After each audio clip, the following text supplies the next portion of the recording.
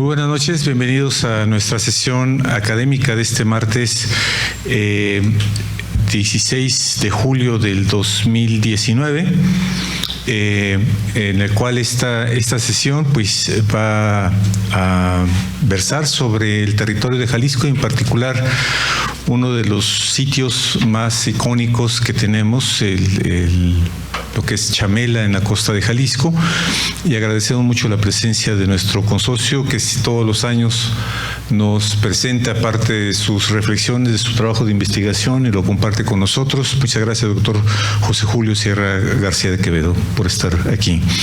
Y para conducir nuestra sesión académica le pediría a nuestro prosecretario, el maestro José Jurado Parres, sea tan amable de conducir nuestra sesión académica.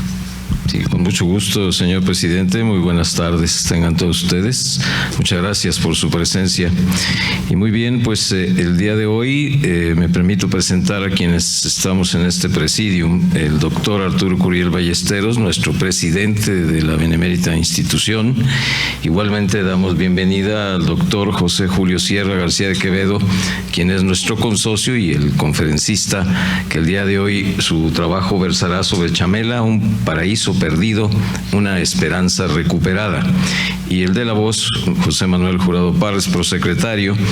Y también el día de hoy queremos agradecer de manera especial la presencia del maestro Martín Almades, quien él es el director de profesiones del Estado de Jalisco. Muchas gracias, maestro Almades, por su presencia.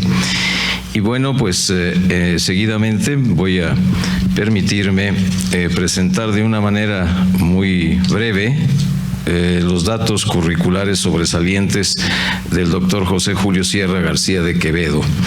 Él es médico cirujano por la Universidad Autónoma de Guadalajara, con especialización en pediatría médica por el Hospital Español de México, subespecialidad en medicina interna pediátrica por el Instituto Nacional de Pediatría en la Ciudad de México. Tiene un diplomado en investigación en áreas de la salud por el Centro Delegacional de Capacitación y Productividad del Instituto Mexicano del Seguro Social en Guadalajara, Jalisco. Maestría en Ciencias Biomédicas, Biología Celular por la Universidad de Guadalajara y doctorado en Ciencias Biomédicas en el área de Inmunología por la propia Universidad de Guadalajara. Jefe del Departamento de Inmunoanálisis de la Unidad de Patología Clínica del 2001 a la fecha y director fundador del Museo de Ciencia y Tecnología Guillermo Santos Coy Gómez. Miembro del Colegio de Médicos Patólogos Clínicos de Jalisco, profesor invitado en varios congresos médicos de patología clínica nacionales e internacionales y ha publicado en revistas nacionales e internacionales sobre el virus de la inmunodeficiencia humana. Miembro de la Benemérita Sociedad de Geografía y Estadística del Estado de Jalisco desde el año de 1997. Vamos a entregarle el micrófono al doctor Julio Sierra García de Quevedo. ¿Quiere pasar el podio? Ok, pues bueno, muy bien, muchas gracias por la presentación. Y normalmente las presentaciones que hago sí tienen siempre algo de proyección para hacerlas un poco más amenas. Entonces podemos pasar para acá. Bueno, como un poco de introducción, me gustaría decirles que lo que motivó esta plática, ahora con el gusto de ofrecérselas a ustedes, fue que precisamente viendo en una ocasión el muro que tenemos aquí afuera, encontré que tengo a varios parientes en el mismo, como puede ser, por ejemplo, José María Castaños Aguirre, como puede ser Carlos F. de Landero y Castaños, como puede ser mi papá también, incluso un tío, Jesús Toscano Moreno. Entonces, pues al ver que tenía yo tantos parientes en este muro, dije, bueno, ¿qué puedo hacer para que parte de esta antecedente familiar tenga una constancia más tangible dentro de la historia de Guadalajara y dentro de la historia de la sociedad? Entonces, esa idea de decir, a ver, parte de mi vida, parte de mi familia está aquí, y familia que está desde el año de 1840 aproximadamente, que es la fecha en cuanto se empieza a construir este muro. Entonces dije, bueno, pues tengo que hacer alguna investigación con relación a mi familia, pero que también tenga una metodología científica para presentarla en la sociedad. Y fue así entonces que se me ocurrió hacer este tema que ustedes ven aquí, que se llama Chamela, una esperanza perdida, un paraíso recuperado, porque esto formó parte de mi historia de vida por muchísimos años, y por lo tanto entonces la metodología que decidí escoger para presentarlo, que en otras ocasiones más bien presento estudios desde el punto de vista cuantitativo, ahora decidí hacer una presentación desde el punto de vista cualitativo. Y como ustedes saben, la metodología cualitativa tiene una herramienta muy poderosa que debe ser contrastada, que son las historias de vida. Entonces, por un lado tenía el muro, por otro lado mis parientes en este muro, estaba yo aquí, y bueno, pues entonces este tema que precisamente se relaciona mucho con la familia Castaños es Chamela. Bueno, pues entonces todo estaba listo o todo estaba servido para que en un momento dado yo pudiera platicarles desde otra perspectiva la historia de Chamela y de lo que significó en mi vida. Incluso un pariente, Marco Aníbal Cárdenas Ayala, me facilitó esta pintura que él hizo sobre la bahía de Chamela, porque él también es descendiente de los parientes Castaños. Muchos de estos escritos que les voy a presentar también fue facilitado por otro pariente, un sobrino descendiente también de los Castaños, Luis García de Quevedo Bachés, que tiene conservado todas estas historias y todo este patrimonio, y que en él me he basado para realmente hacer una documentación en la cual pueda yo afianzar lo que yo tengo referenciado en mi mente con lo que realmente sucedió en Chamela. Y por último también mencionar que bueno, muchas de estas fotografías que les voy a presentar son también proporcionadas por otro tío que se llama Francisco Cañedo Castaños, que también tiene muchos familiares de los Cañedo que están en este muro, pero que desafortunadamente no pudo venir. Entonces, bueno, pues con esta pequeña introducción y explicando este motivo, quiero dar comienzo a esta primera sesión. El matrimonio de José María Castaños y Llano, que nació en 1796 y murió en 1846, nació en Santander, España, y se casó con Gabriela Lascano y Sagaz de Cañizares, nacida en Tepic en 1803 y muerta en 1891. Dio origen este matrimonio a varias familias tapatías, de las cuales muy pocas, como todo en la vida, conservan el apellido original. Por lo tanto, es explicable que también quede y se conozca muy poco del patrimonio de la familia Castaños Lascano.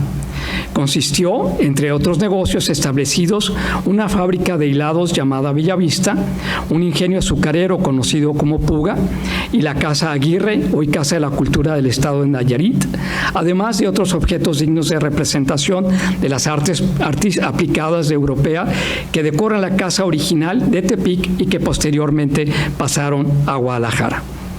Los hijos adquirieron bastantes terrenos en las costas de Jalisco, entre ellos los que forman la bahía de Chamela, hoy parte de una reserva ecológica. El asunto suscitado alrededor de los vastos terrenos costeros fue un tema que rondó por muchos años y de manera muy importante la vida familiar de sucesivas generaciones. Estos terrenos improductivos, por muchos años, supusieron esperanzas económicas de varias familias derivadas de los Castaños Lascano. Eran miles de hectáreas de tierras vírgenes, de profundos acantilados, de intactos manglares y pequeñas playas muy poco conocidas por nuestra familia. Lo rescatable es que todos estos terrenos fueron aglutinantes entre madre e hijo, entre hermanos, entre tíos, entre primos y así sucesivamente hasta la quinta generación Castaños. Me atrevo a asegurar que ya uno solo que otro de los miembros de esta generación, actualmente la sexta, conoce la dimensión de lo que encierra la palabra Chamela. Es por ello que esto justifica la elaboración de este escrito. Como toda investigación parte de una pregunta: ¿Qué significado pudo tener en la historia de diferentes generaciones derivadas de un tronco familiar la palabra chamela? La metodología seleccionada fue historias de vida, comprendiendo aspectos objetivos de una realidad social, de costumbres y situaciones que ahora tienen un significado en la dimensión personal para mí de esta palabra. Vamos a comenzar primero entonces con el contexto social de la familia Castaños Lascano durante el siglo XIX. José María Castaños y Llano tenía una flotilla de navíos, probablemente por su relación con unos parientes Álvarez de la región de Santander. Con esta flota comerciaba, partiendo del puerto de Baracaldo, productos de Filipinas y Cantón hasta llegar al puerto de San Blas, donde fondeaban sus barcos.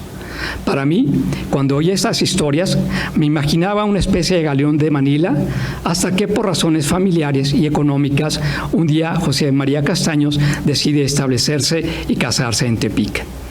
En esta población formó su casa y su patrimonio familiar. Su casa, a una cuadra de la catedral, se conserva y se conoce como la Casa Aguirre. Aquí, en este recuadro, espero que algunos puedan ver, y lo menciona que el auge económico de Nayarit tuvo mucho que ver los vascos, los españoles, los ingleses y los alemanes que vinieron a estas tierras en el siglo XIX. La casa de José María Castaños fue el origen de la Casa Aguirre. En los años 30 se asoció con Ignacio Fletes para formar la sociedad marcada como Castaños Fletes y participar en la naciente industria textil fundada en 1841 en la fábrica de Bellavista. La fábrica de hilados de Bellavista es la causa del todo el desastre familiar, junto con el ingenio de Puga, que actualmente y todavía se conserva. En este ingenio de Puga se exportaba azúcar al viejo continente y también actualmente tiene algunas visitas turísticas. El escudo comercial de la Casa Castaños era un ancla, motivo que se plasmó en anillos y lacres de los diferentes hijos de quienes personalizaron en un momento dado algunos lemas personales como José María Castaños, que rezaba "Mi patria es mi norte", o el de otro de sus hijos, Joaquín, que quería decir "Malo mori Juan Ferdari", primero morir que mancharse. Ambos anillos están actualmente en propiedad de Francisco Castaños Cañedo. En la casa de un tío, Javier García de Quevedo Castaños, tenía labrada esta ancla esculpida en piedra y un anillo con un fondo de azabache y unos diamantes antiguos, propiedad actualmente de una prima, Mónica Garibay García de Quevedo. Seguramente, entre otras cosas que exportaban, traían productos chinos que compraban en Cantón, recorriendo los mercados con un tameme a su lado. Testigo de esto son las historias de los mantones de Manila de mi bisabuela Elena Castaños Vergara. Mi madre, Gabriela García de Quevedo y Anaya, nos contaba que cuando a su abuela, Elena, le preguntaba a su padre que de qué color quería un nuevo mantón, ella le daba pedazos de tela con el fondo del color que lo quería. Todavía persisten mantones de seda negra con flores de color naranja que están en la propiedad de la familia. Estos durante muchos años adornaron la mesa del comedor, que fue como un obsequio de Elena García de Quevedo Castaños a mi mamá. Entre las familias García de Quevedo se conservan varios objetos compañía de Indias que muy probablemente pudieron ser traídos por José María Castaños para su casa de América. Por ejemplo, dos platones grandes, de los cuales dicen atrás compañía de Indias, un jarrón todavía de porcelana china típica, cajas de laca chinas de diferentes tamaños, dos juegos de mayón, de los cuales también todavía son antecedentes de la vida familiar. Aquí a la derecha, por ejemplo, están las las reglas escritas con la letra de una tía, Magdalena García de Quevedo y Anaya, en la cual todos hemos participado, y por supuesto la vajilla compañía de Indias completa con iniciales de José María Castaños Llano. Esta vajilla actualmente se encuentra fuera de la familia. Pero también existen otras obras de arte europeas repartidas entre parientes. La historia familiar cuenta de varios cuadros, esculturas de mármol, objetos varios que decoraban la Casa Castaños, ubicada en la calle de Santa Mónica, esquina con Juan Manuel, la cual todavía puede verse o está en pie. Recuerdo algunos de estos cuadros, como un San Juan Bautista, propiedad de una tía que se llamaba Marta García de Quevedo, un San Joaquín y un Santa Ana, ahora propiedad de los Garibay García de Quevedo, y recuerdo cómo estos cuadros decoraban esa casa. Un nacimiento atribuido a Juan Correa y otros objetos dispersos como un clavicordio convertido actualmente en un escritorio en la propiedad de los Castaños Cañedo. Retratos en láminas de marfil que cada uno de los hijos Castaños Loscano tenía, candeleros con símbolos masónicos de Juan José Castaños, una mesa elaborada con la técnica de pietradura de procedencia italiana que conserva Juan G. Zúñiga Ayala, que la heredó de María Ayala y de Landero, hija de Merced Landero Castaños, esposa del doctor Ayala Ríos. Fue precisamente esta tía quien repartió en 1916 entre todos los primos los objetos de la casa familiar, dispersando los objetos entre varias familias como los Castañeda, Larracochea, Villavicencio, Camba, Cortés, García de Quevedo, González, Ladrón de Guevara, Uruñuela, Ludlow, Wetling. Objetos que bien no se sabe cuántos ni cuáles fueron, pero que todavía en algunas familias Castaños Lascano en sus descendientes custodian como un patrimonio familiar. La familia Castaños Lascano. José María Castaños Illano y Gabriela Lascano y Sagaz de Cañizares tuvieron 8 hijos. El nombre de Gabriela, de esta persona, en su versión tanto femenina como masculina, se ha llevado por varias generaciones descendientes de esta persona. Cuando ella envidió, se vino a vivir a Guadalajara, en Santa Mónica, y actualmente es propiedad de los Ayala y de Landero. Sus hijos fueron Juan José Castaños y Lascano, 1825-1864, nacido en Tepic. José María Castaños y Lascano, que es el de la derecha, nacido también en 1826, muerto en 1887 en Tepic. Joaquín Castaños y Lascano, en 1828 hasta 1885, Carlos Castaños y Lascano, Soledad Castaños y Lascano, Gabriela Castaños y Lascano, que nació en 1833 hasta 1863, Fernando Castaños y Lascano, 1835-1846, y siguiendo así la rama familiar. A mí me gustaría, puesto que hay varios descendientes de estas personas, que bueno, cada uno vaya ubicando su familia.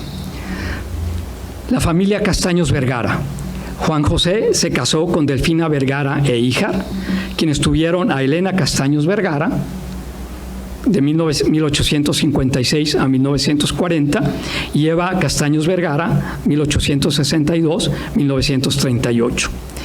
Juan José, casado con Delfina y como hija Elena Castaños, Elena se casó con Luis García de Quevedo y Luna, que tuvieron varios hijos, entre ellos a Ana García de Quevedo Castaños, a María Luisa García de Quevedo Castaños, a Luis García de Quevedo Castaños, a Juan José García de Quevedo Castaños, que es el de la foto, Elena García de Quevedo Castaños y Javier García de Quevedo Castaños. Este Juan José es mi abuelo.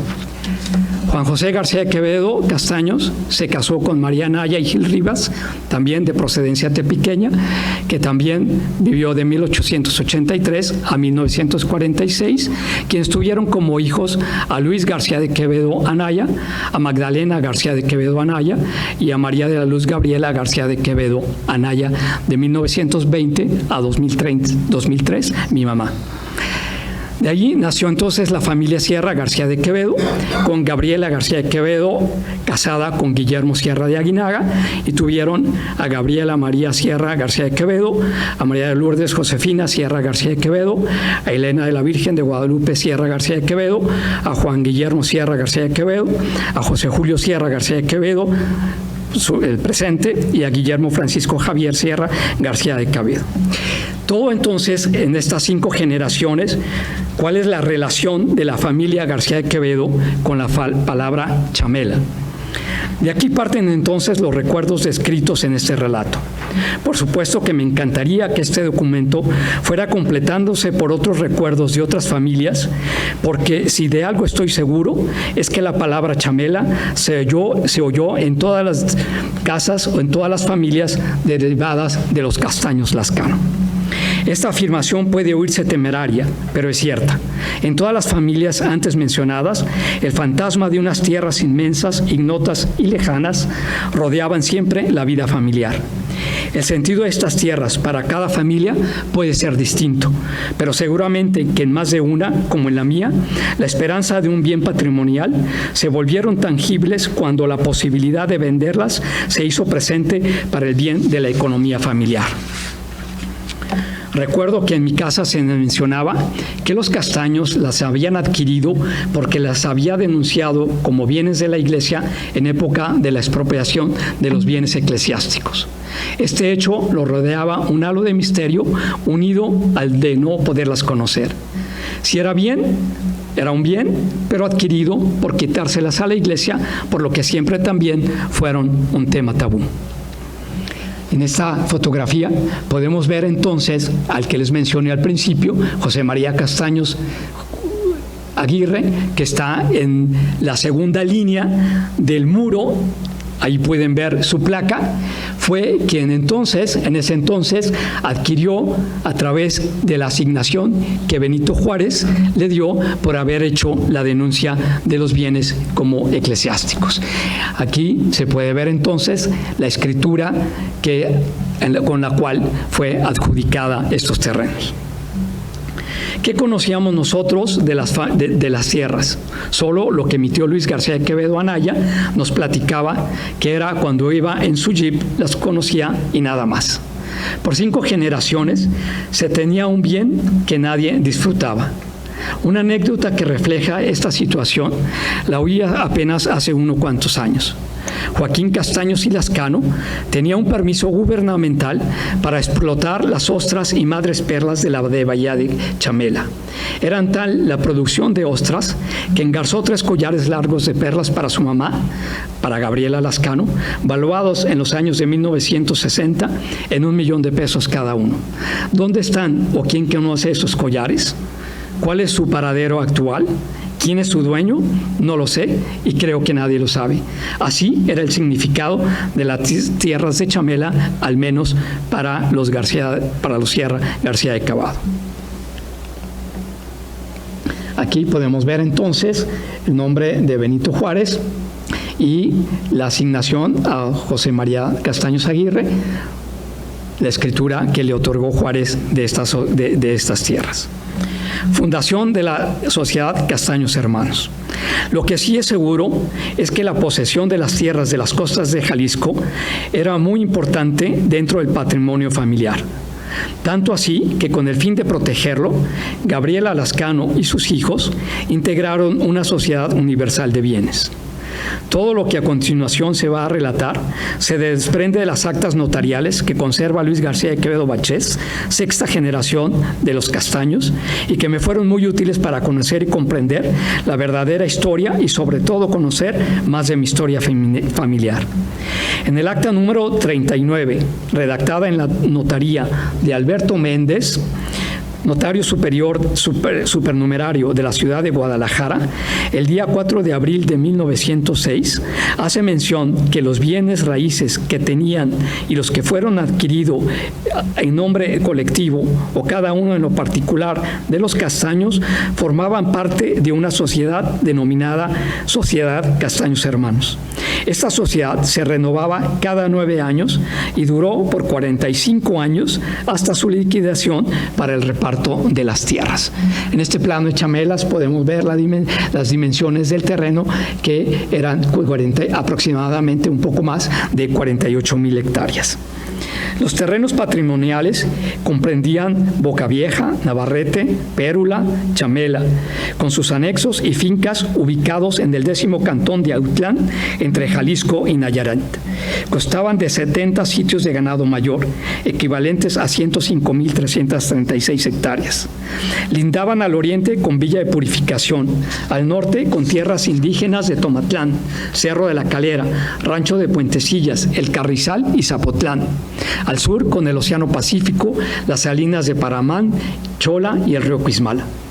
La sociedad se integró por primera vez el 1 de enero de 1861 en el puerto de Ipala, región cercana a Puerto Vallarta.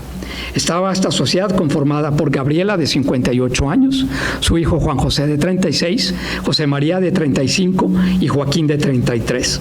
Su hija Gabriela, de 28 años, no se menciona, y el resto de sus hijos de la familia Castaños Lascano ya había fallecido: Soledad, Guillermo, Carlos y Fernando. Primera ratificación de la Sociedad Castaños Hermanos. El 26 de octubre de 1870, 9 años después de su creación, se ratifica por primera vez la sociedad, porque Gabriela y sus 2 hijos, de José María y Joaquín, ya se había muerto Juan José, y por lo tanto entonces había que nombrar un sucesor. Juan José había muerto en 1864 durante un viaje a San Francisco a la edad de 39 años para una sociedad masónica. Es cuando su viuda entonces escribe un verso que todavía mi mamá repetía y que todavía se puede visitar en el Panteón de Belén. Sin revelarte nada, guardando igual misterio, en 2 lugares tienes a gusto posesión. El uno donde duermes está en el cementerio, el otro donde vives está en mi corazón. Sin embargo, cuando su cuerpo fue regresado, fue latigado antes de enterrarlo por su filiación masónica. Para entonces, sus hijas Elena y Eva fueron representadas en la sociedad por su abuela paterna y no por su madre, quien siempre conservó un gran cariño por su esposo. En los sitios guardados está esto precisamente, entonces, esta acta notarial en la cual está ya la liquidación de la Sociedad Castaños Hermanos, de las cuales le vengo platicando. Después de la primera ratificación, se hizo 15 años después una segunda ratificación de la Sociedad Castaños Hermanos. No hay nada en actas que indique algún cambio en la sociedad, pero ahora la muerte de Joaquín el 7 de octubre de 1885 obligó a Gabriela y a su único hijo vivo, José María, a ratificar e integrar nuevos miembros en la sociedad. Este cambio se hizo a solo 14 días de la muerte de Joaquín, el 21 de octubre de 1885, cuando son entonces admitidos como socios industriales Fernando Castaños García Granados, de 23 años, hijo de José María Castaños y Carlota García Granados y de la Vega, y Carlos Fernando de Landero y Castaños, de 27 años, hijo de Gabriela Castaños. La placa de Carlos Fernando de Landero y Castaños la pueden observar en el segundo grupo que está aquí en este muro. La liquidación de la Sociedad Castaños Hermanos. Gabriela Lascano y Sagaz de Cañizares murió en 1901, por lo que el 14 de junio de 1902, en la ciudad de Pachuca, Hidalgo, Carlos F. de Landero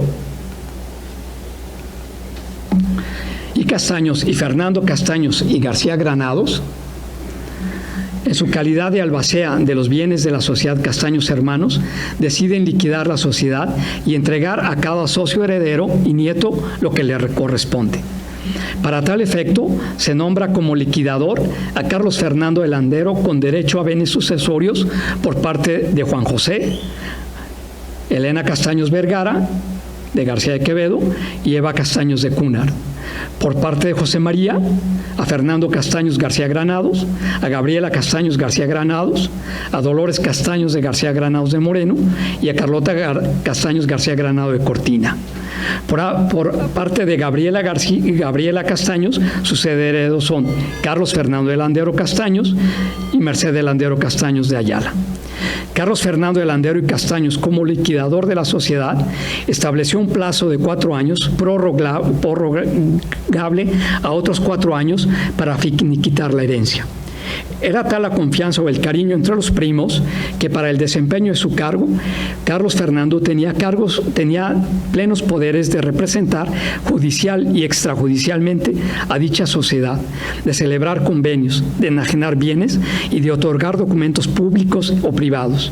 Carlos Fernando jugó un papel muy importante en la vida familiar de los Castaños y en el tema de Chamela. Finiquito de los bienes sucesorios de la familia Juan José Castaños y Lascano. A 45 años de su fundación, se reúnen en la ciudad de Guadalajara ante el notario Alberto Méndez, el ingeniero Carlos Fernando de Landeros, con Delfina Vergara, viuda de Juan José Castaños, y su hija Elena, ya también viuda, y su otra hija Eva, con Federico Cunhar, su esposo, para finiquitar estos bienes que les corresponden. Cómo y cuándo resolvieron el resto de todos los demás herederos su sucesión, no lo sé, pero hago un llamado que sería muy interesante a que cualquiera de los demás descendientes de estos hermanos Castaños pueda en un momento dado retomar esta historia y conseguir esta historia familiar. Es muy claro que el reparto de Chamela fue justo y equitativo. A cada jefe de familia le correspondieron 12 acciones distribuidas de la siguiente manera. Chamela, con 8.778.000 hectáreas, propiedad de todos y dividida entre 36 acciones. Las Albas, con 5.267 hectáreas, propiedad de Gabriela Castaños, con 3 acciones. Picachos, con 5.267 hectáreas, propiedad de Dolores Castaños de Moreno, con 3 acciones. Tambora, con 5.267 hectáreas, propiedad de Erlinda Tapia de Castaños, con 7 acciones. Camotillo, 5.267 hectáreas, propiedad de Carlota Castaños de Cortina, con 3 acciones. Nacastillo, con 10.534 hectáreas, propiedad de Merced de Landero, con 6 acciones. El lote 1 se dividió entonces en 36 acciones y una acción equivalente a 243 hectáreas. A Delfina Vergara, mi bisabuela, le correspondieron 4 acciones. A su hija Eva, 4. Erlinda Tapia de Castaños le cedería entonces 4 acciones de sus 7 acciones a Elena Castaños de Vergara, para que así entonces el lote denominado Quémaro, de Delfina Vergara, viuda de Juan José, iba a ser repartido entre sus hijas para tener cada una un total de 4 acciones, o sea, Delfina 3, Elena 4 y Eva 4.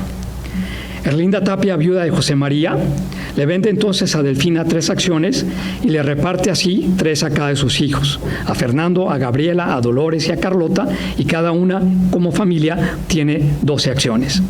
Los hijos de Gabriela Castaños y Merced Landero reciben 6 acciones cada uno. Las de Carlos las recibe su hijo, Pedro Telmo de Landero y Weber, pues ya había muerto su padre. Los herederos, todos ellos, deciden que Cuixmala, aunque aquí está escrito con S, Cuixmala, sea de Carlos Fernando de Landero y Castaños por haber liquidado una deuda de la familia Castaños con la Iglesia. Esto es, Carlos, que era sumamente católico, amigo de grandes personalidades de la Iglesia y heredero de las minas de Real del Monte en Pachuca, Hidalgo, pagó a la Iglesia una contenta por los bienes expropiados. En total, de las hectáreas, la rama de Juan José recibió 2.925.96 hectáreas. Supongo que cada una de las hijas entonces recibió 1.462.98. Elena tuvo 6 hijos y si las repartió entre sus 5 hijos vivos, a cada uno le tocaron 292 hectáreas. Mi abuelo Juan José tuvo 3 hijos, por lo que a cada uno le tocaron 97.5 hectáreas. Mi mamá heredó 100 hectáreas, las que vendió a $1 el metro para ayudar a la economía familiar. Por ello, recibió un cheque por $1,000,000, que en ese entonces, el gusto de tenerlo, lo fotografió mi papá. La venta de las 300 hectáreas se hizo por intermediación del hermano de mi madre, mi tío Luis García Quevedo y Anaya. En un momento de la historia familiar, entonces, se empezó a oír el interés que se tenían en estas tierras. Había un nombre de señor Atenor Patiño, el rey del estaño, que estaba interesado por Chamela. Y con ello entonces empezaron a crecer las esperanzas de mejorar la situación familiar. Mi papá tenía una pequeña fábrica de productos químicos y era entonces una oportunidad de crecer este negocio. Esta transacción se llevó a cabo por intermediación de Luis de Rivera, yerno de Atenor Patiño, y es entonces cuando conocimos los planos de Chamela. La esperanza estaba allí en cada peso que valía el metro cuadrado del terreno. Recuerdo que una de las grandes dudas era saber si le gustaría el terreno, que solo era monte y acantilado y al parecer sin playa. Que no se cayera a la venta era la frase diaria de visita de mi tío Luis en mi casa. ¿Perdería el interés el rey del estaño solo por monte y breña? Pues sí, resulta que le gustaron. Se concretó la esperanza, se recibió el dinero y se acabó Chamela. Si hubiéramos conocido entonces las intenciones de Atenor Patiño por comprar Chamela, seguramente que en la familia no hubiéramos sufrido tanto. Pero eso es esta historia. Aquí lo que quiero demostrar están los nombres que ya les he nombrado: Gabriela García de Quevedo, Elena García de Quevedo y Castaños, etcétera, en donde entonces están los sucesores. La señora Elena García de Quevedo y Castaños es dueña de las siguientes hectáreas, etcétera. 2/3 las va a recibir Boca Vieja, el de Océano Pacífico, la otra parte las recibe Eva Castaños de Cúnar, etcétera, etcétera. Estas son las notarías. Y esta es la adjudicación de los bienes de Chamela para la familia García de Quevedo, en donde están nombrados entonces Luis García de Quevedo y Anaya como representación de Gabriela y de Magdalena. Y entonces esta asignación lo que hace es estos terrenos, estas hectáreas que yo ya les había mencionado, pues entonces se reparten entre todos estos números de dueños que al fin de cuentas son los que se reparten. Primeramente, pues se ve que habían iniciado con escribirlos en letra manuscrita, posteriormente pues lo hicieron con letra de molde. Aquí está lo que les mencionaba, que el valor fiscal es a razón de 1 peso a la hectárea, lo cual es inferior a su precio de venta, pero pues al final de cuentas era por lo que iban a recibir. Por ejemplo, un tío, Antonio Ochoa Aldrete, iba a recibir 75 pesos, Teresa Anaya de Salazar iba a recibir 100 pesos, el ingeniero Jorge Garibay Romanillos iba a recibir 100 pesos y cada uno pues tenía sus terrenos asignados. Teresa García de Quevedo de Brockman iba a recibir el lote número 11 con extensión de 108 hectáreas. Salvador Camarena Mendoza, Virginia Baeza del Monte, Consuelo Pasos Herrera, con 540 pesos con el lote número 15. Lorenza García Quevedo Fernández del Valle tenía el lote número 19 con precio de 235 pesos. Y el de mi mamá está aquí, pues se puso el lote 21, que se puso al nombre de su cuñado Jaime Sierra, por el cual iba a recibir 235 pesos por 47 hectáreas. Aquí está el intestado de los García Quevedo Anaya, hijos de los señores Luis, Magdalena y Gabriela, que son los nietos de Elena Castaños, viuda de García de Quevedo. O sea, estos, como ven, pues eran sucesivas generaciones que iban a estar recibiendo entonces el lote número 5. Aquí está la parte de Quemaro, aquí está otros terrenos, aquí está el lote que iba a ser dividido en 3 partes y el lote 21 entonces propiedad de Gabriela García de Quevedo. Bueno, ¿de dónde procedían entonces todas estas tierras? Como les decía, Francisco Javier de Castaños y Cañedo, en su escrito sobre Joaquín de Castaños y Lascano, refiere que por los años de 1865, el gobierno le había entregado a Joaquín Castaños, a nombre de su hermano José María Castaños, los terrenos de Chamela por un servicio prestado a la patria. Esto, a la luz de las investigaciones actuales, es dudoso. Es necesario, para entender la relación Castaños-Chamela, retomar los inicios de los años de 1800. En mayo de 1839, José María de Castaños y Llano y Gabriela Lascano se embarcaron en Veracruz, vía Nueva York, para llevar a internar a sus hijos pequeños, a Joaquín de 14, a Carlos, en un internado en Londres. Sus otros dos hijos mayores, Juan José y José María, estaban ya internados en París. Viajaba también con ellos Gabriela, de 6 años, y Fernando, de 4. Como datos anecdóticos, en este barco también, abajo, viajaban otros parientes, pero no se conocían, que era Juan García de Quevedo y Valente García de Quevedo, que iban también a buscar a su hermano Bernabé, obispo de Bayona, puesto que venían huyendo por la causa realista que ellos habían apoyado y que entonces tuvieron que salir huyendo. Otro propósito de este viaje para José María era traer maquinaria para su fábrica textil de Bellavista. José María, antes de partir, hace su testamento y deja a su medio hermano, José María Castaños Aguirre, el aquí presente en el muro, a cargo de sus negocios de importaciones y descargar los buques que llegaban a San Blas.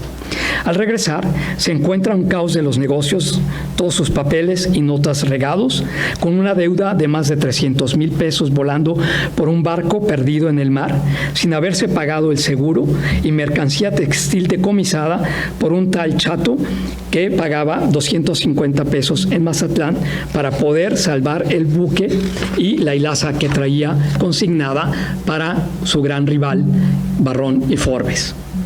Según Luz de la Cruz y Castaños, nieto de José María Castaños Aguirre, su abuelo llevaba a sus sobrinos a Chamela, José María Castaños, y un día le dice a Joaquín y a José María: todo esto es de ustedes. Es de suponerse que, bueno, quiso hacer José María Castaños Aguirre esto para, en un momento dado, pues pagar todo lo que le había hecho a su medio hermano, José María Castaños y Llano, la pérdida de todo su bien patrimonial. ¿De qué manera se hizo José María Castaños Aguirre con los terrenos de Chamela? Existe un documento gubernamental que dice: a José María Castaños por servicios prestados a la patria. Y es José María Castaños Aguirre, no José María Castaños y Lascano, quien recibe estos terrenos y se los regala a sus sobrinos. En 1867 muere José María Castaños Aguirre y 10 años después, Carlos F. de Landero y Castaños se conoce que fue una denuncia de los bienes de la iglesia y que Juárez le otorga a José María Castaños. Es por eso entonces que Carlos Fernando paga esta deuda a la iglesia y a él se le asigna todo el terreno de Cuizmala que habíamos visto con anterioridad. Existe una escritora de protocolización de propiedad de los terrenos de Pérula, con un acento en la U y no en la E, y Chamela, expedidos por el Gobierno General de la República en favor del señor don José María Castaños Aguirre, realizada por el escribano de la Nación, Juan Riestra, con domicilio en la calle de Palacio número 1, en Guadalajara, en 1861, que dice: el señor José María Castaños Aguirre denunció y compró unos terrenos como baldíos, Pérula y Chamela, que están en jurisdicción de la Villa de Purificación, departamento y cantón de Ejutla, en el estado de Nayarit, y que el señor Juan José Castaños, como agente del Ministerio de Gobierno en Tepic, le entrega las escrituras de compraventa en la ciudad de Guadalajara el 26 de enero de 1861, ante lo que el escribano autoriza. En este segmento entonces se hace que Estos documentos otorgados a don José María Castaños Aguirre son otorgados por su denuncia como por la venta que le hizo el excelentísimo señor don Santos de Collado el 4 de diciembre de 1858, previa entrega de 1,500 pesos, hechos en la jefatura de la Hacienda del Estado de Jalisco, lo cual ha tenido a bien confirmar la dicha venta, concediéndosela la propiedad expresada de estos terrenos. Como ven, pues es un misterio. Por un lado, es Juárez quien le asigna los terrenos. Por otro lado, en la historia familiar, es que son una decomisación a unos bienes de la iglesia y otorgados por Juárez. Por otro lado, que José María Castaños los denuncia, pero se los vende Santos de Collado por la cantidad de 1,500 pesos. Y certificado por el escribano público de Guadalajara, don Juan Riestra. Dice, la compra la concede por considerar las ventajas que debe producirse en la población y en la agricultura, que los terrenos baldíos se reduzcan de las costas de Jalisco sin más obligación por parte de José María que de poblar y de utilizar estos terrenos. ¿Por qué se hizo este avalúo? Este avalúo se hizo porque su sobrino, ahora mi bisabuelo, Juan José Castaños y Lascano, era el excelentísimo señor de los bienes de Tepic. Entonces, pues, allí también hay otro misterio, porque pues es el sobrino quien, al ser el ministro de Asuntos Jurídicos de Tepic, le da esos terrenos o le concede el aval. El aval es porque se considera que deben producirse algunos ejemplos de agricultura en los terrenos baldíos, para que así se reduzca en las costas de Jalisco otra obligación que no sea poblar y utilizar. Esos terrenos, como sabemos todavía, siguen algunos de ellos agrestes. Para la realización del deslinde de los terrenos se recurre entonces al excelentísimo señor de Ministro de Fomento y Colonización Industrial y Comercio de Tepic, que en ese entonces era Juan José Castaños y Lascano, sobrino de José María, bisabuelo mío, y así que adquiere Pérola con la jurisdicción de Tomatlán y Chamela con la jurisdicción de Purificación. Los otros terrenos también denunciados, Navarrete, también de Tomatlán, con sus límites al poniente el río San Nicolás, al norte el rancho de Zapotlán, al oriente el Chantre y las tierras de Cofradilla, y al sur hasta donde llegue a juntar con el río Cuismala.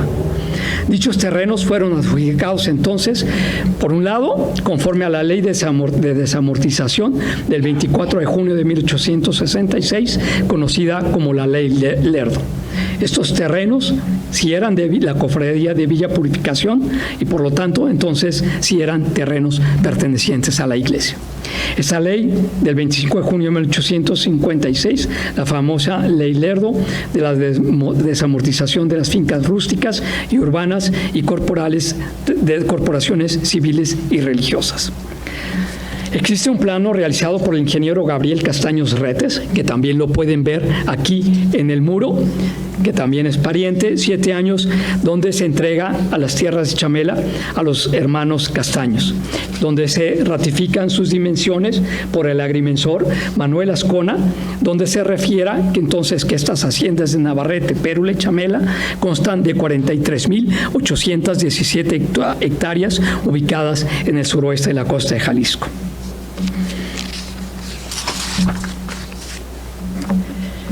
El paraíso recuperado, que es actualmente Chamela. En la revista de estudios latinoamericanos publicada en el 2012 por la UNAM, Chamela es descrita como una región que permaneció casi despoblada durante siglos a causa de la esterilidad del suelo, la sequedad del clima y en general al carácter poco accesible del terreno.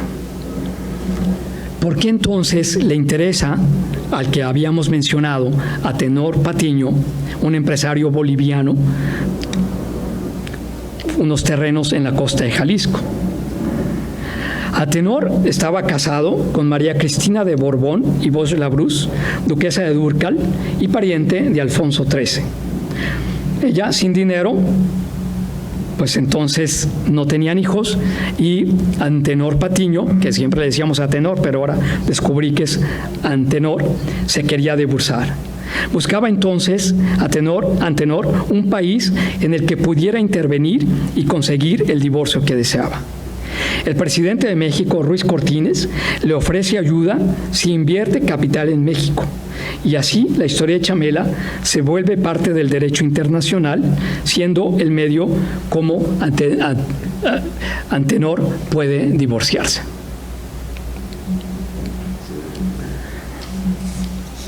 En la revista que hice mención, en la historia de las costas de Colima y Jalisco, ha sido en gran parte determinada por un conjunto de factores azarosos, entre los que se destaca la inversión millonaria que, para justificar su domicilio conyugal en México y a través de la autorización de Ruiz Cortines, adquiere Antenor Patiño. Patiño entonces financia el aeropuerto de Playa de Oro, que hasta entonces se conserva, y también hace pues un imán turístico que son las hadas, y que entonces esto además también atrae a su yerno, que es James Goldsmith, cuyo representante es entonces Luis de Rivera. Aquí quizá ya pueda yo explayarme un poquito más, pero entonces cuando Ruiz Cortines le va a dar el aval jurídico para que pueda divorciarse, puesto que México no tenía relaciones con España y Antenor también había buscado la manera de poderse separar de ella en Francia y no se lo conceden. Entonces, al concedérselo, o al tratar de concedérselo en México, la señora Borbón escribe al Tribunal de Apelaciones diciendo que esto es injusto porque Antenor ha perdido o no puede, puesto que dejó el hogar. Así entonces empieza una publicaciones, por ejemplo, en el Excelsior, en el 2 de julio, sale precisamente que su esposa está apelando en una carta que por ahí está todavía, donde pues dice que no puede hacer esto el presidente.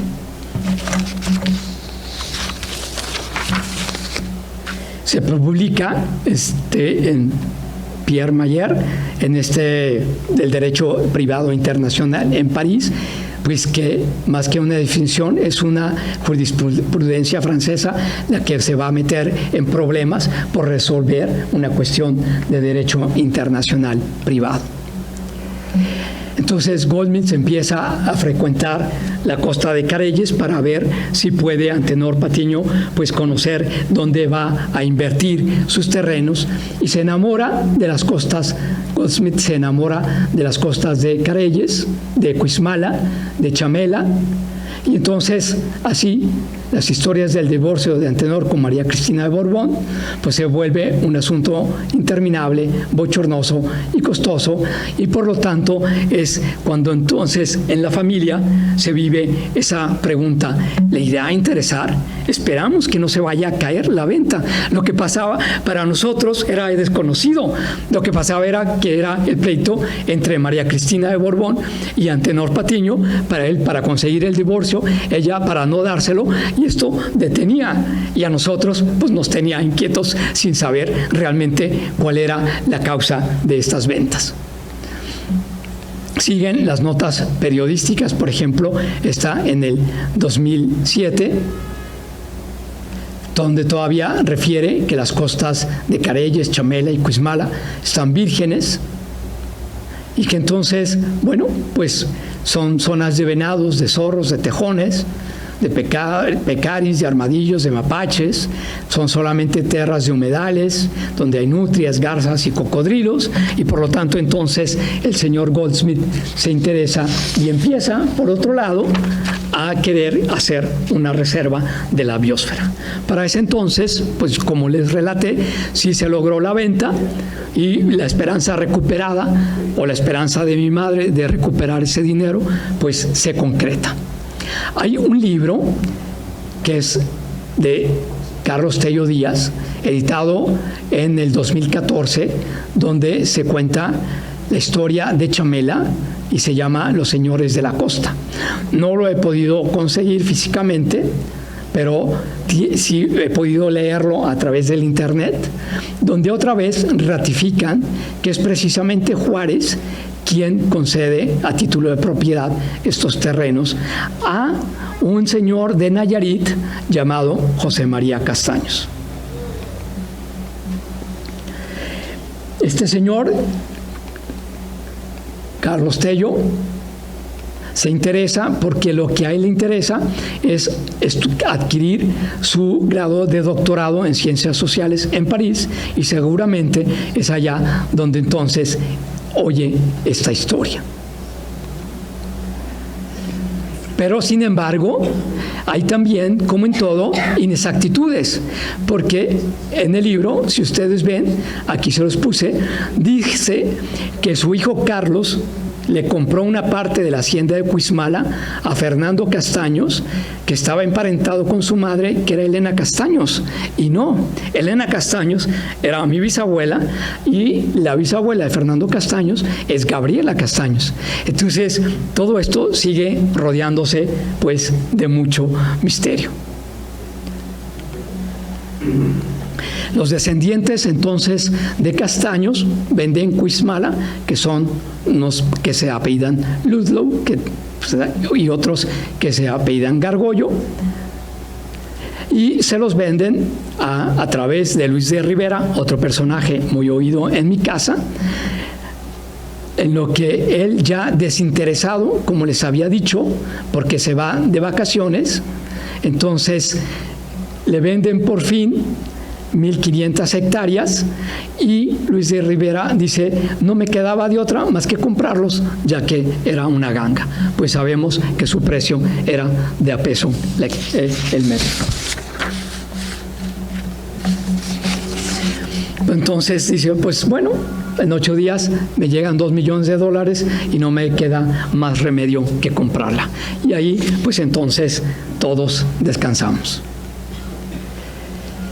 Como ven, entonces, después de la compra, Antenor Patiño pierde el interés por las costas de Chamela, y su yerno Goldsmith, interesado por la ecología, logra que por fin, el 30 de diciembre de 1993, por un decreto por Salinas de Gortari, nombre como reserva de la biosfera a Chamela y a Cuizmala en el municipio de La Cuerta, en el estado de Jalisco. La UNAM, interesada entonces por esta biosfera, logra también entonces hacer de estos terrenos una reserva de la biosfera, la reserva de Chamela-Cuizmala, ya protegidos por el dictamen jurídico, por el dictamen gubernamental. Y entonces forman ahora esos terrenos, pues, la reserva de la biosfera de Chamela-Cuizmala. Solamente como conclusión, entonces, con el paso del tiempo, he ido conociendo el origen de una herencia que se volvió una esperanza familiar. Esta investigación me permite conocer los lazos familiares tan fuertes que se establecieron a través de una misma herencia. Creo que fuimos pocos los parientes afortunados que pudieron materializar esa esperanza. Son pocas las opiniones que conozco de otros miembros de la familia sobre este tema. Francisco Javier de Castaños y Cañedo se ha dedicado a mantener viva la figura de la familia entre los descendientes, mandando diferentes correos, de los cuales he sacado algunas opiniones. Él la denomina como un elefante blanco. Joaquín Ayala escribe: es un elefante blanco en mano de ignorantes. Luis Villaseñor Parra, casado con María Cortina, descendiente de los Castaños, lo recuerda como sus visitas con el presidente López Mateos a el puerto de Puerto Vallarta, junto con su tía María Luisa Cortina Castaños, donde encuentran a un señor en el cual vive alejado en una montaña, y los invita, y resulta que es un narcotraficante. Ya vimos la postura de los Ludlow, ya vimos la postura de los Gargollo y de muchos más. cómo fue la postura de Goldsmith adquiridos por la UNAM, etc.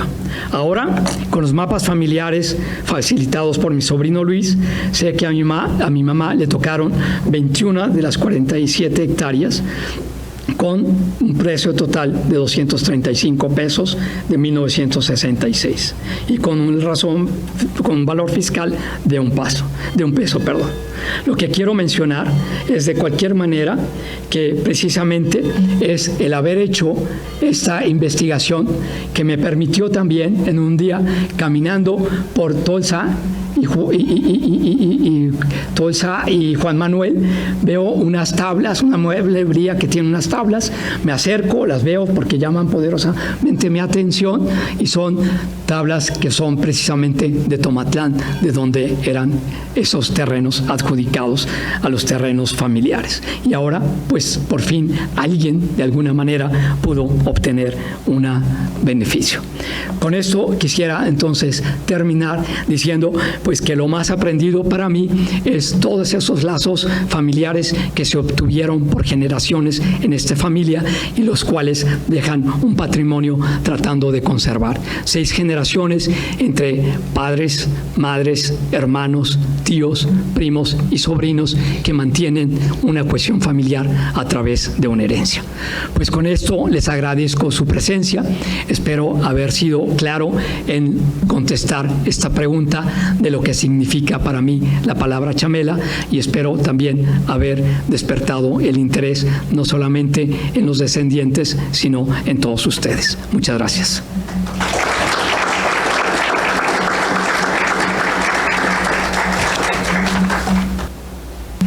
Bueno, pues muchas gracias, doctor Julio Sierra García de Quevedo, por su participación, por su conferencia.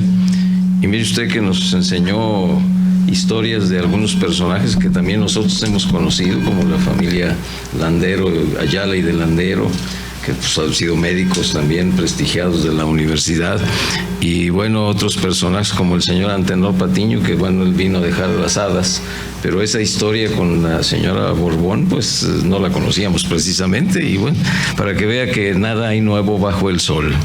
Pues muchas gracias y vamos a pedirle a nuestro presidente, el doctor Arturo Gurriel Ballesteros, que nos haga el favor de entregar el reconocimiento que institucionalmente hacemos siempre a quienes participan en nuestra sesión formal. Sí, muchas gracias, maestro Jurado Parres. Antes de entregar este reconocimiento, sí me gustaría destacar lo aprendido en esta noche. Bueno, cada vez que hay una presentación del doctor José Julio Sierra García, me ha llamado mucho la atención que es muy imaginativo para emprender sus proyectos de investigación que después comparten esta benemérita.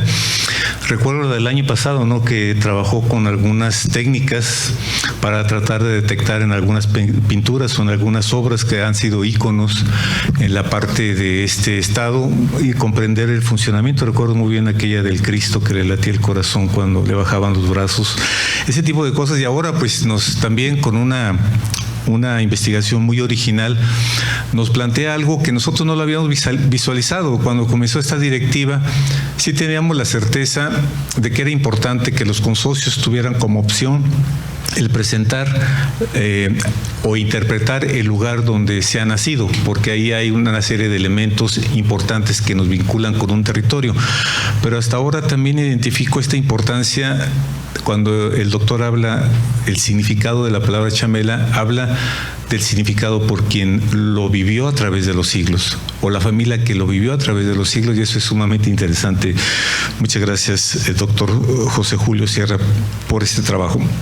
Bueno, leo el texto en el marco del 155 aniversario, la Benemérita Sociedad de Geografía y Estadística del Estado de Jalisco, Asociación Civil, institución científica y cultural instalada el 27 de septiembre de 1864, otorga el presente reconocimiento al doctor José Julio Sierra García de Quevedo por su participación en las actividades organizadas por esta institución, con la conferencia Chamela, un paraíso perdido, una esperanza recuperada, misma que se llevó a cabo en las instalaciones de nuestra casa sede, cumpliendo así con el compromiso de presentar un trabajo anual y con el objetivo fundamental de esta benemérita institución que desde su fundación ha sido el estudio y la divulgación de la ciencia y la cultura. Guadalajara, Jalisco, 16 de julio de 2019, 155 aniversario de la Benemérita Sociedad de Geografía y Estadística del Estado de Jalisco.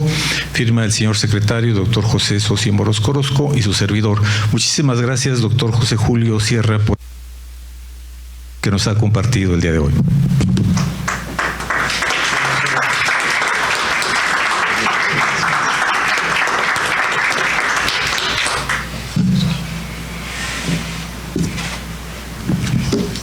Bien, pues les entregamos, como es usual, los siguientes avisos a la consideración de todos ustedes. Para el próximo martes 23 de julio a las 20 horas tendremos aquí una muy interesante conferencia sobre la obra educativa de don Manuel López Cotilla, ese entrañable maestro jalisciense, a cargo de nuestra consocia, la doctora Angélica Peregrina Vázquez. Y por supuesto la invitación a que al final de este acto al convivio para seguir dialogando y platicando con nuestro conferencista. Y ahora le entregamos el micrófono a nuestro presidente para que haga la clausura de nuestra sesión. Sí, muchas gracias a todos por su asistencia y los esperamos el próximo martes, donde se va a tomar esta sesión dedicada, bueno, va a ser el lunes y el martes. El lunes en la rotonda de los jaliscienses ilustres vamos a honrar la memoria precisamente de don Manuel López Cotilla. Con mucho gusto, porque en realidad él fue uno de los socios de la Sociedad Mexicana de Geografía y Estadística y uno de los que vieron la fundación de esta benemérita sociedad, hoy Benemérita Sociedad de Geografía y Estadística, y el martes esta conferencia que anunciaron. Muchas gracias a todos por su presencia y que tengan muy buenas noches.